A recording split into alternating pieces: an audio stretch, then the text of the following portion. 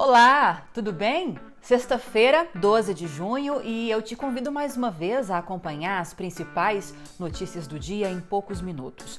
Eu vou te mostrar, entre todos os assuntos, que o governo revogou, depois de muito pressionado, aquela medida provisória que dava poderes, que permitia com que o ministro da Educação, Abraham Weintraub, nomeasse reitores de universidades federais durante a pandemia sem o envolvimento da comunidade acadêmica. E te conto também sobre as investigações do Ministério Público de São Paulo que envolvem o ministro do Meio Ambiente, Ricardo Salles. Mais uma vez te peço, curta esse vídeo, compartilhe com quem você puder, se inscreva aqui no meu canal e seja muito bem-vindo, seja muito bem-vinda à sua dose diária de notícias.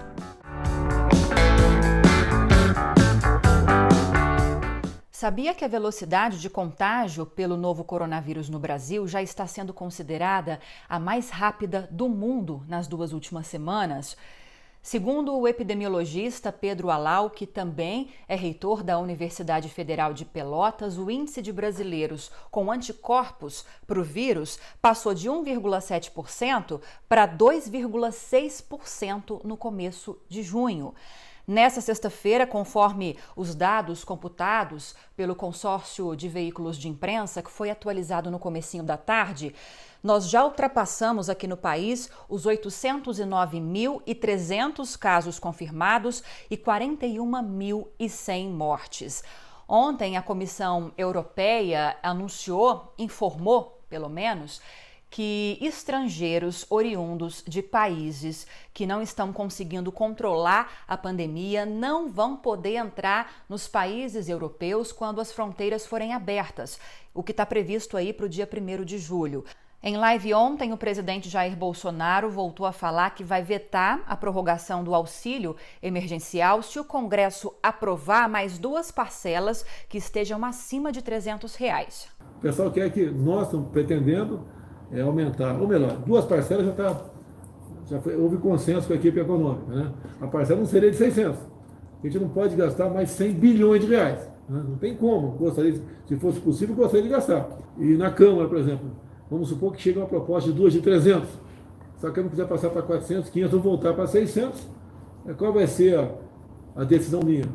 Para que o Brasil não quebre. Né? Se pagar mais 2 de 600, vão ter uma dívida cada vez mais impagável, né? É o veto.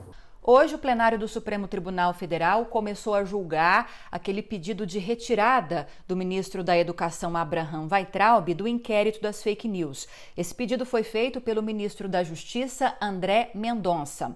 O relator, ministro Edson Fachin, já fez o seu voto nessa sexta-feira e rejeitou esse pedido do ministro. Esses julgamentos em plenário virtual possibilitam com que os ministros tenham um período de 6 dias para darem o seu voto. O presidente do Senado Federal e do Congresso Nacional, o Davi Alcolumbre, assinou a devolução, hoje, sexta-feira, daquela medida provisória que permite com que o ministro da Educação, Abraham Weintraub, nomeie reitores para universidades federais durante a pandemia sem consultar a comunidade acadêmica. Horas depois, mas no começo da tarde, essa medida provisória foi revogada pelo governo federal. Numa postagem que foi publicada no Twitter pelo secretário-geral da presidência, o ministro Jorge de Oliveira, essa revogação foi para acolher a sugestão do presidente do Congresso, Davi Alcolumbre.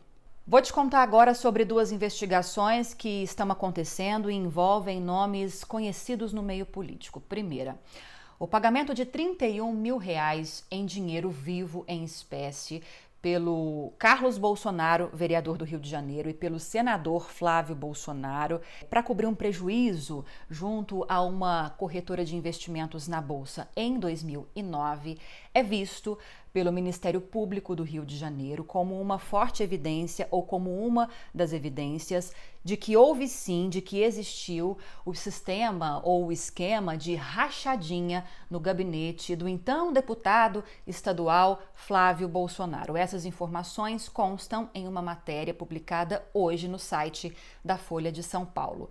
Os irmãos Bolsonaro negam que houve qualquer irregularidade nesse pagamento feito junto à corretora. A outra investigação envolve o ministro do Meio Ambiente, Ricardo Salles, que é investigado pelo Ministério Público de São Paulo por suspeita de enriquecimento ilícito na época em que ocupou cargos públicos no governo paulista, entre 2013 e 2017. Entre 2012 e 2018, o patrimônio declarado pelo ministro, o atual ministro, passou de 1,4 milhão de reais em 2012 para 8,8 milhões em 2018. A Justiça pediu a quebra do sigilo bancário do escritório de advocacia de Ricardo Salles e também da mãe e sócia dele, a Diva Carvalho de Aquino. O Salles criticou o vazamento de informações e pediu para que a Ordem de Advogados do Brasil, a OAB, acompanhe esse caso, no qual ele disse que está havendo abusos nas investigações. A turismóloga Larissa Peixoto, que desde o dia 11 de maio passou a ocupar a presidência do IPHAN, que é o Instituto do Patrimônio Histórico e Artístico Nacional, teve a nomeação suspensa pela Justiça. Segundo o juiz federal, o Adriano França, a formação profissional dela é incompatível com o cargo em que ela ocupa.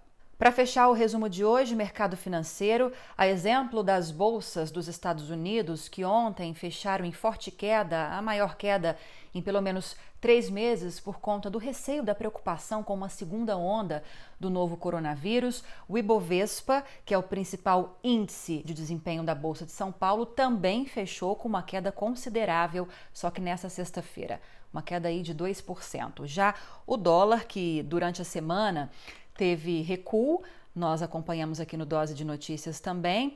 Hoje, na sexta-feira, voltou a subir. A cotação, que começou o dia a R$ 5,11, oscilou ao longo da sexta-feira e fechou cotada a R$ 5,04.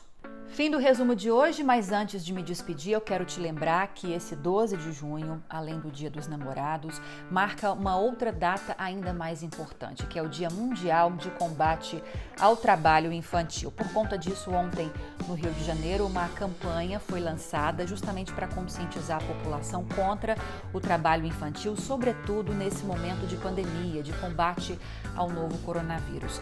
Essa campanha começou no Rio de Janeiro, mas é claro que a gente espera que ela ganhe o país inteiro, porque é uma causa muito importante sobre a qual as pessoas precisam lutar e também se conscientizar. Agora sim, terminou? Gostou do resumo de hoje? Se sim, te peço para curtir, para compartilhar com seus amigos e também se inscrever aqui no meu canal. A gente se vê no próximo vídeo com mais notícias. Beijo para você e até lá!